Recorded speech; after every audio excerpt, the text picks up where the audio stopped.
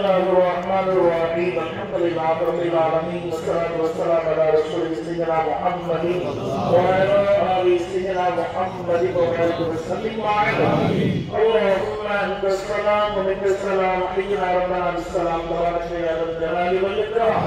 ربنا اغفر لنا ولإخواننا الذين سبقونا بالإيمان ولا تجعل في قلوبنا غلا للذين آمنوا ربنا إنك رؤوف رحيم اللهم إنا نسألك ببركة هذا المجلس وبحضرة عارف عبد المحمود ولي الله صلى الله عليه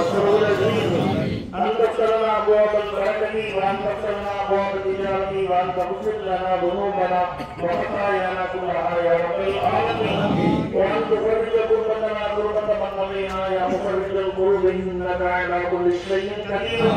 وأن تشفي أمراضنا أمراض من علينا أمراض من أوصانا يا شافي الأمراض إنك على كل شيء قدير